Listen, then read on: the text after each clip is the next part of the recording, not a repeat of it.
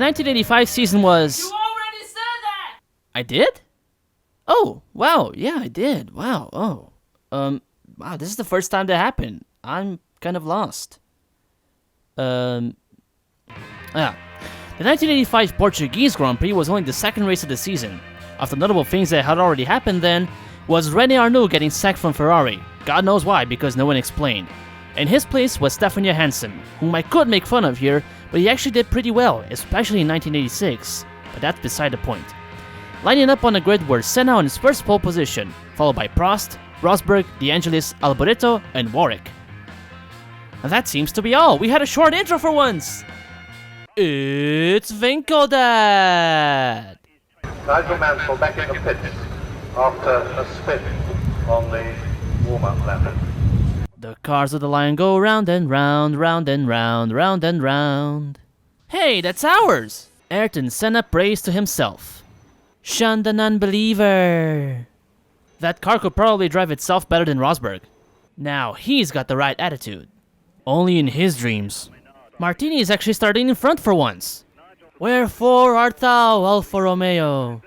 And they'll all be on wet tyres, so that's going to be exciting. Now, take a pause, Murray. Start again and tell everyone about the weather and the fact that people starting in the pits.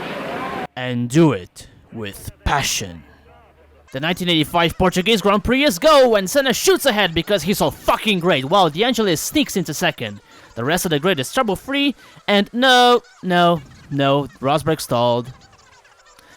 I can't wait for Robo-Race. He just can't help it. Nobody cares, thank you. This looks just like the present day, except I actually like the guy in front. Gelb Squadron, in formation. Hey no, trying to be notable again. Hello, Alio.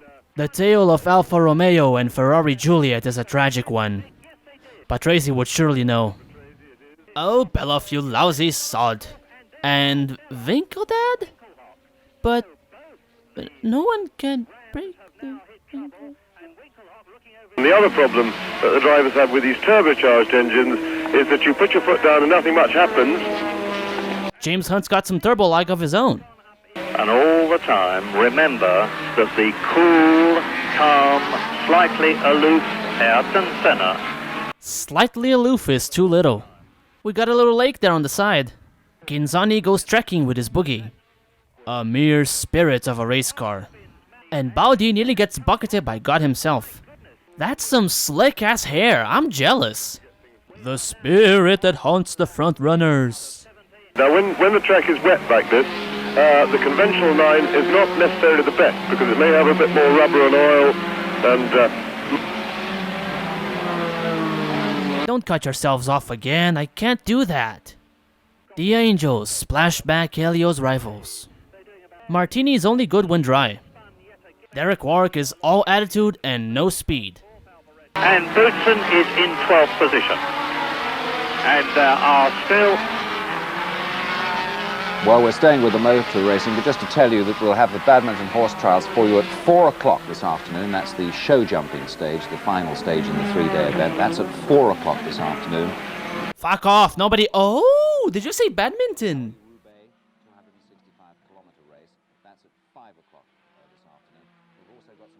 The big question mark, though, is going to be what Prost can do about Senna's big lead if and when he can get past De Angelis. A short and straight nothing.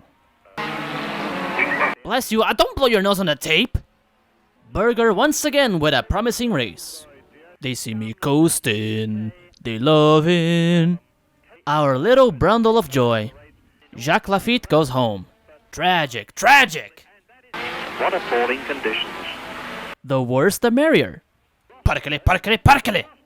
It's finally been killed off. Oh joy. Well, Nicky Lauda's never been a great fan of wet weather motor racing, and you have absolutely no problem with that. Just make it like nobody saw it, because nobody did anyway. Alboreto's getting quite upset. Oh my god, it just won't die. Winkeldad's on fire. There is the Ferrari number 27 of Michele Alboreto, and Nelson Piquet having a really miserable Portuguese Grand Prix into the pits. To be fair, the whole Brabham team is getting quite miserable. Die, wretched spirit. Yes, get fucked, you little... Wait a second. I like Prost. What am I doing? And PK sails along. The Cesaris lets the lappers slip past. I'm not really surprised that Mansell's still in the race. I'm rather more appalled that the number 5 is in red. Turn down the contrast! Alboreto is certainly within striking distance of the second place man. That's the only thing he's been doing for the past 20 minutes. The Angels couldn't keep Elio's demons behind him much longer. This Lotus is withering. And I wish we could have a look at the Mansell-Lauda scrap. So do I, but there's a moron directing these cameras. So close, yet so far. What a waste of good racing. Come on, Winkle Dad, don't be a Winkle cock. We have a little problem here in our commentary box, the problem being that the rain seems to have got at the electronics and there is no picture at all. I hope you're getting one. Oh, not again. Get the smoke machine! And now we're back again and I hope you are. Never mind! The Cockmeister of the 80s sits comfortably in 6th place. Lauda breaks down. Again. But this race came before Austria! But the episode didn't. Like father, unlike son. That looks like a fun bunch. The lion is sandwiched between God and an angel. The Angelis comes up to lap Tambay. No, Tambay passed the Angelis for 3rd. I have no idea what's going on anymore. Senna is still going. There he is. Coming up to to Johansson. Nobody else does. Balestri, at least that's who I think it is, checks the time to get bread at the bakery, while crossing the line to win for the first time in his career is Ayrton Senna do Brasil!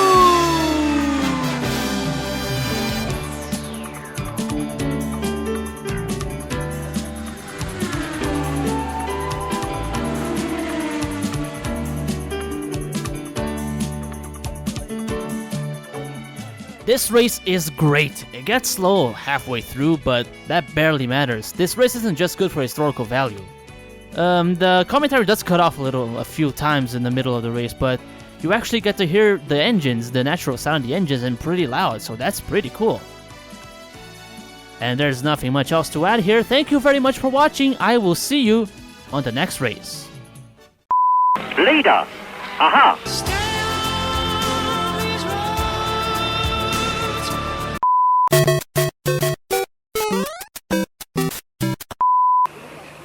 But you took the lead right at the beginning. You